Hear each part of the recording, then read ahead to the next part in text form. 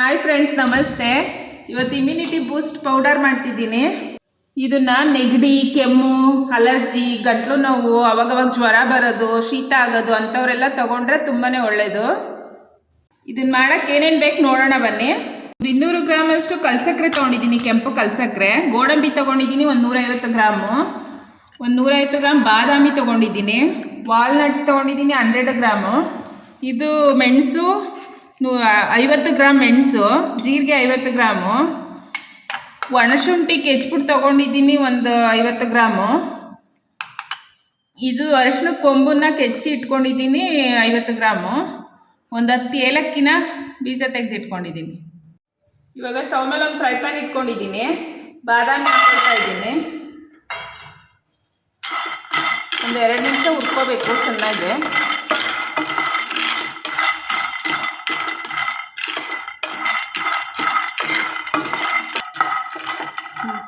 ನೋಡಿ, 2 ನಿಮಿಷ ಹುರ್ಕೊಂಡಿದ್ದೀನಿ. ಇಷ್ಟು ಕೆಂಪಗಾದರೆ ಸಾಕು. ತೆಕ್ಕೊಳ್ತಾ ಇದ್ದೀನಿ. ಇವಾಗ ಗೋಡಂಬಿ ಹಾಕ್ಕೊಳ್ತಾ ಇದ್ದೀನಿ. ಇದನ್ನು 2 ನಿಮಿಷ ಹುರ್ಕೋಬೇಕು. ಅದ್ರದ್ದು ಘಮ್ಮ ಬರುತ್ತೆ ಅಷ್ಟೋ ತನಕ ಹುರ್ಕೋಬೇಕು.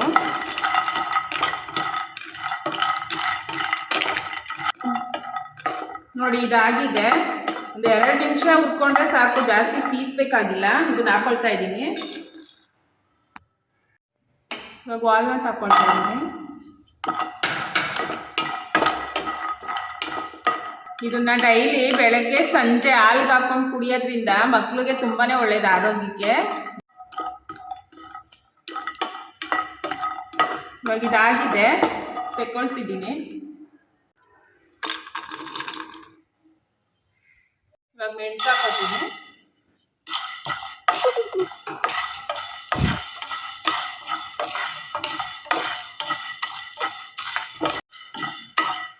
ಮೆಣಸು ಆಗಿದೆ, ಅದ್ರ ಘಮ ಬರೋ ತನಕ ಉಟ್ಕೋಬೇಕು. ಮೆಣಸು ಅವಾಗೆಲ್ಲ ಶೀತ ಆದರೆ ಎಲ್ಲ ಮೆಣಸಿನ ಕಾಫಿ ಎಲ್ಲ ಹಾಲ್ಗೆ ಹಾಕಿ ಕೊಡ್ತಾಯಿದ್ರು. ಇದು ಆಗಿದೆ, ಹಾಕೋತಾ ಇದ್ದೀನಿ. ಜೀರಿಗೆ ಹಾಕೊತಾ ಇದ್ದೀನಿ. ಎಲ್ಲ 2 ನಿಮಿಷ ಹುರ್ಕೊಂಡ್ರೆ ಸಾಕು, ಜಾಸ್ತಿ ಸೀಸ್ಬೇಕಾಗಿಲ್ಲ. ಅದ್ರದ್ದು ಘಮ ಬರೋ ತನಕ ಹುರ್ಕೋಬೇಕು. ನೋಡಿ, ಜೀರಿಗೆನೂ ಹುರಿದಾಗೈತೆ. ಇಷ್ಟು ಹುರ್ಕೊಂಡ್ರೆ ಸಾಕು. ಇವಾಗ ಒಣ ಶುಂಠಿ ಕೆಚ್ಚಿರೋದು ಹಾಕ್ಕೊಂಡು ಸ್ವಲ್ಪ ಬಿಸಿ ಮಾಡ್ಕೊತೀನಿ. ಇದನ್ನು ಜಾಸ್ತಿ ಸೀಸಬೇಕಾಗಿಲ್ಲ.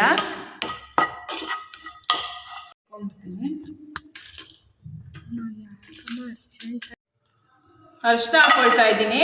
ಅರಿಶಿನ ಕೊಂಬು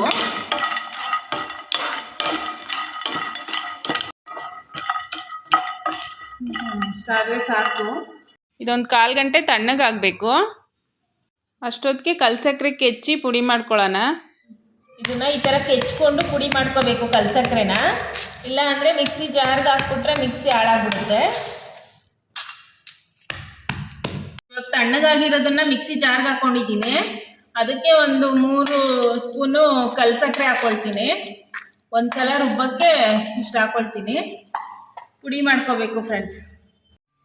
ನೋಡಿ ಫ್ರೆಂಡ್ಸ್, ನಾನು ಪುಡಿ ಮಾಡಿ ಜರಡಿ ಮಾಡಿ ಇಟ್ಕೊಂಡಿದ್ದೀನಿ. ನೀವು ಹಂಗೆ ಬೇಕಂದ್ರೂ ಇಟ್ಕೋಬೋದು. ನಾನು ಜರಡಿ ಮಾಡಿ ಇಟ್ಕೊಂಡಿದ್ದೀನಿ. ಕಲ್ಸಕ್ರೆನ ಬೇಕಂದರೆ ಈ ಥರ ಪುಡಿ ಮಾಡೋನಾಗ ಹಾಕ್ಕೊಳ್ಳಿ. ನಾನು ಹಾಕ್ಕೊಂಡಿದ್ದೀನಿ ಪುಡಿ ಮಾಡಬೇಕಂದ್ರೇ. ಇಲ್ಲ ಅಂದರೆ ಹಾಲಿಗೆ ಬೆಲ್ಲನೋ ಸಕ್ಕರೆನೋ ಕಲ್ಸಕ್ರೆನೋ ಯಾವುದಾದ್ರೂ ನೀವು ಸೇರಿಸ್ಕೋಬೋದು. ಇವಾಗ ಹಾಲಿಗೆ ಯಾವ ಥರ ಮಿಕ್ಸ್ ಮಾಡೋದು ನೋಡೋಣ. ಇದನ್ನು 1 ಸ್ಪೂನ್ ಹಾಲು ಗ್ಲಾಸ್ಗೆ ಹಾಕ್ಕೊಳ್ತೀನಿ. ಬಿಸಿ ಮಾಡಿರೋ ಹಾಲು ತೊಗೊಂಡಿದ್ದೀನಿ.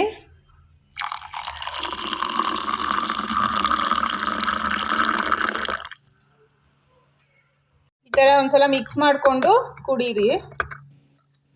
ಒಂದು ಗಾಜಿನ ಬಾಟ್ಲಿಗೆ ಹಾಕಿ ಇಟ್ಕೋಬೇಕು. ಗಾಳಿ ಆಡಬಾರ್ದು ಅಂತ ಗಾಜಿನ ಬಾಟ್ಲಿಗೆ ಹಾಕೊ. ಇದನ್ನು ಈ ಥರ ಸ್ಟೋರ್ ಮಾಡಿ ಇಟ್ಕೋಬೋದು 1 ತಿಂಗಳವರೆಗೂ. ತುಂಬಾ ಚೆನ್ನಾಗಿರುತ್ತೆ. ಇದು ಇಮ್ಯುನಿಟಿನ ಬೂಸ್ಟ್ ಮಾಡುತ್ತೆ. ಒಂದು ಸಲ ನೀವು ಟ್ರೈ ಮಾಡಿ. ಕಮ್ಮಿ ಕ್ವಾಂಟಿಟಿಲೇ ಮಾಡ್ಕೊಳ್ಳಿ. ಇಷ್ಟ ಆದರೆ ಮತ್ತೆ ಮಾಡ್ಕೋಬೋದು.